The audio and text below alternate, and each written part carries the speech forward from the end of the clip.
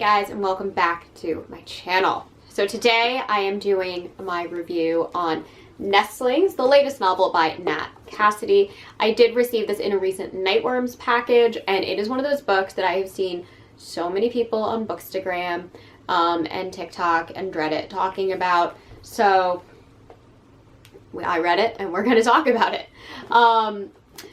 If my lighting seems a little weird, it's because I'm losing all of the natural light from my main window because it gets dark at like 4:25 now, which is such a bummer because it's literally 4:45 in the afternoon. Oh, it's so sad. And it's so dark in here. But so I apologize for that. But I am in like such a great Christmassy mood. I have my holiday nails on. I'm going to go and have like my Christmas in New York night. I do this every single year. We go up to Rockefeller Center, we look at the tree, we go to this burger spot, which I'm not going to tell you guys about because it's secret and it's like my husband and I's like favorite date spot. But I can't have it get more popular than it's getting right now because it is hidden. And then we are going to go down to the Campbell Room, which is a hidden bar inside of Grand Central Station, and they decorate it for Christmas every single year, and it is absolutely beautiful. If you ever watched the first season of Gossip Girl, that's where Serena like first has her like affair with Nate Archibald. That's the bar they shot it in, like right when that bar first opened, and it is so beautiful, and it has a lot of original furniture to when it actually functioned as an apartment, and I adore that bar. The cocktails are really, really good. Anyway, let's talk about the star of the show here today, and that is Nestlings. I'm gonna read the back of the book. This review is gonna have like very, very, very minor spoilers, just because I want to talk about something, but it is kind of something that's revealed in the book, but I don't think I'm going to do it in a way where I don't think it's going to ruin the book for you. So just so you know, I am going to talk about what the creature in this story is. If you guys don't want to know about that, maybe tune out of this review when I get there, but just so you know, I will be talking about that. Okay, so it says, Anna and Reed needed a lucky break. The horrifically complicated birth of their first child has left Anna paralyzed. Anna has left Anna paralyzed, bitter, and struggling, with mobility, with her relationship with Reed, and with resentment for her baby. That's about to change, with the words any New Yorker would love to hear: affordable housing lottery. They've won an apartment in the Deptford, one of Manhattan's most revered buildings, with beautiful vistas of Central Park and stunning architecture. Reed dismisses disturbing events and Anna's deep unease and paranoia as the price of living in New York. People are odd, but he can't explain the needle-like marks on the baby. Okay, so I wanted to love this novel, and if you've seen my latest monthly wrap-up, you're going to hear a lot of things that I said in that video. I really, really, really wanted to love this novel. I thought the premise was really, really cool. I loved the setting. Rosemary's Baby, the film, was filmed entirely in the Dakota, which I believe is what Nat Cassidy is kind of pulling inspiration from while creating the building, the Deptford, because I don't believe it's a real building. And it is something to be said of these like beautiful, like old school Upper East Side megaliths of like elite housing. They are stunning, they are beautiful. I don't necessarily know how the affordable housing lottery works. I do have a friend who actually won it once, which is kind of awesome. But I have a hard time believing that the way the housing lottery works, somebody would go from like lower middle class to living in like a penthouse in the Dakota, or in this case, the Deptford. So I feel like right there, that was just a little bit of a stretch in realistic housing. I feel like usually in like the bigger buildings, if they're going to do something like affordable housing, they'll usually put people on the lower floors. It was very pivotal to the plot that our main characters be on like the higher floors, but it's just something that to me would have been a red flag. Like as a New Yorker, I would have been like, I don't think that's where you end up. But that's just me being like super, super nitpicky. But this was a great premise. This was a really interesting premise. I'd never read Nat Cassidy before, and I wanted to love this book, and I honestly almost DNF'd it halfway through. I don't know how anybody can read this book and find sympathy for our main characters.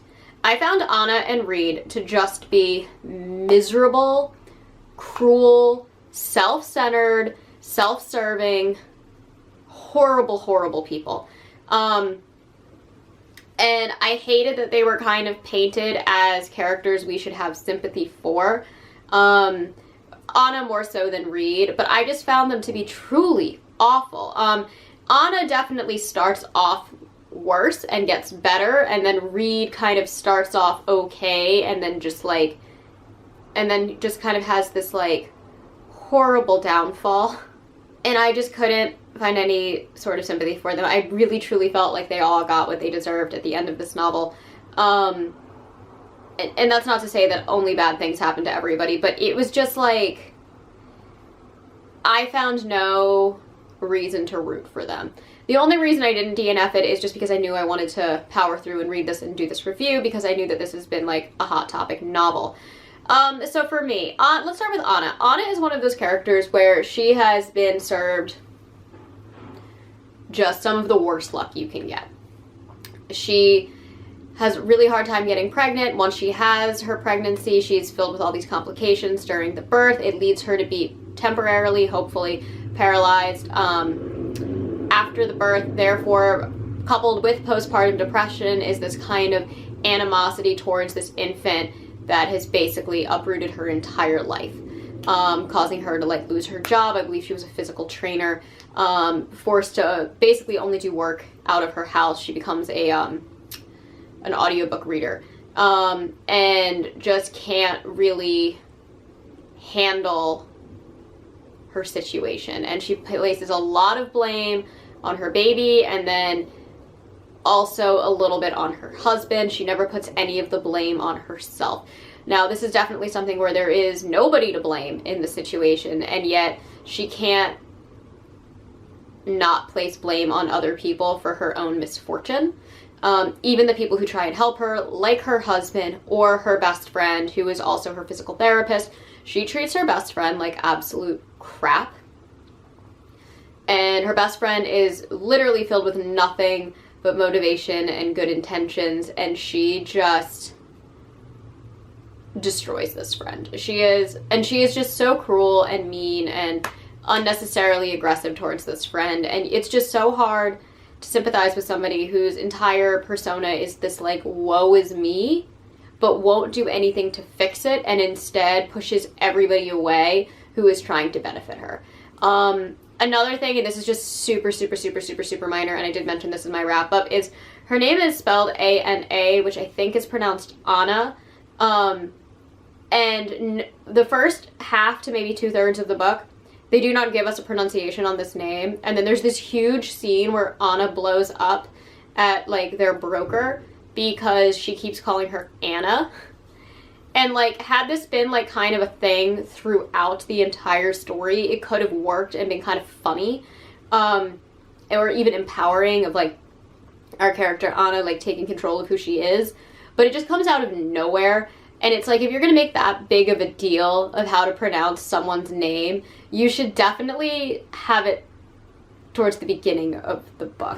Because I've actually known people named Anna, spelled A-N-A, so I just didn't even think that it would be different pronunciation, but it is, and they made a big deal out of it. And it was just one of those things that was just such, like, central to this character's being, if that makes sense. Like, she is just so self-righteous that to, like, kind of lose it on somebody just for a slight mispronunciation, I was like, seriously? I mean, given the circumstances of where she loses it, like, it makes a little bit more sense, but it was just something that I really wish hadn't come out of nowhere, because it felt very, very forced, and like an afterthought. Like Cassidy added it as an afterthought. So that's Anna. And then we have Reed, who, like, starts off like this kind of happy-go-lucky husband who's kind of had it hard but is, like, making the best of it. And he just spirals downward. And a lot of what leads to his downward spiral isn't negative forces influencing him. Like, it could have been interesting if we, like, Rosemary babied it, and, like, when they were in the house, he got, like, kind of, you know, brought in with, like, the kind of evil conspirators that are in the house, and they slowly started to change who he was. And they kind of have that happen, but he starts to lose who he was before he even interacts with people in the building. And I found that very, very odd. His ego really does get the better of him. He destroys his work relationships and his housing relationships and his personal relationships, all out of his own egotistical need to make himself seem more important than he is, and at the same time completely disregarding the needs for his family, but then masquerading as if everything he does is for the need of his family. And he was just a hypocrite, and I just hated him. I hated him. And he really starts off as this kind of like nice dude, and then the second he gets that like moment where he sees his ego can shine through, he just lets it blind everything around him. So I hated him as well. A lot. And this kind of hatred that I had for these characters is what really made it difficult for me to get through the plot of this story, because I didn't feel invested in what was happening, because I didn't want to keep reading about these horrible, horrible, horrible characters. And what's happening to them is crazy and original and very, very cool. And I love this idea of this building that is corrupt on the inside and out, and how it operates, and the type of monsters and creatures that it houses, and how it affects those who are within it. I loved the mystery of it. I loved some of the scenes of like what's going on in the different rooms and the different hallways.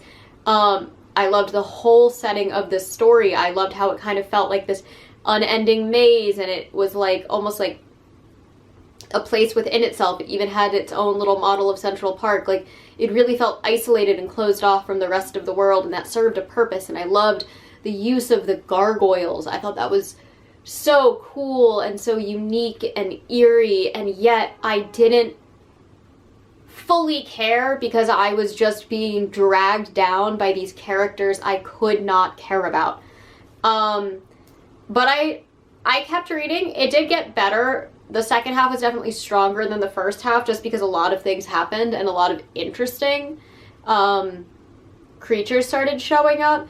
The plot really moved forward, and it wasn't just about this kind of characterization of our two leads. And this is where I'm going to talk about what the monsters are, because I think that this is the coolest part of this entire novel. So if you don't want to know what the monsters are, maybe stop here. But I loved the idea of taking vampires and using the Jewish folklore concept of vampires to create this vampire story. I thought it was brilliant. I thought it was unique. I thought it was scary. And I really, really loved how Nat Cassidy was able to use like Jewish heritage and religious folklore and legends to really, really help our main character, or at least Reed, like figure out what was happening. I loved all of the like moments that kind of are laid out so that Reed has the ability to figure out what's happening. I thought that was really well done. I thought it was really unique. I thought it was really original. And I found the monsters scary. I found them really, really scary in both a way that like a traditional vampire should be, as well as an interesting and unique take on vampires that kind of elevated the horror that they created. I definitely wish there was more explanation into how certain things worked and operated, because I don't quite understand it, especially with like the doormen and the hotel personnel. I really wish I understood what that was about, but and the building itself. But beyond that, I really, really loved the creatures in here. I loved the concept of immortality and the way that they kind of navigated immortality in this story. I thought it was really, really original. I thought it was something that I haven't really seen before, and I thought it was great. But again, it was like having amazing monsters in the background of just humanity being monsters themselves. And in many cases, I think it's always really cool when like the humans are scarier than the monsters in a supernatural horror story. But in this case, I just found the humans to be human-y and self-centered and therefore boring in their selfish ways. And those selfish ways led to eventual downfalls for certain people. And I just didn't care because it didn't feel like this like justified moment. I didn't feel like I was going on a journey with these characters. I was just kind of from the beginning like, yeah, I really don't care. I don't care what happens to them. So as horrible things started happening to them, I just cared less and less and less, even as what was happening to them became more and more interesting and unique, if that makes sense. I also really didn't like the ending of this story. I'm not quite sure I understand it, and this kind of comes back into where I wish like the folklore had been explained just a little bit more, because it was really difficult for me to understand. But I found the ending to be kind of like, I don't want to say bittersweet, but just contrived. Like, the story arc for Reed, I think, makes sense. I think it was pretty predictable as to where that was going. Anna, in this kind of weird, bleak sort of design, kind of got what she wanted from the beginning. And I kind of don't think she deserved that.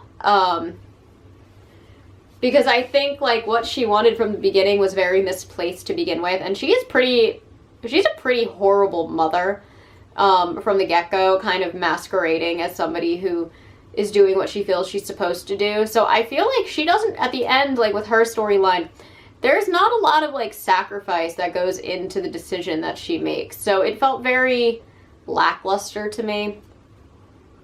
And then obviously you get Baby Bird, Charlie, I believe is the daughter's name.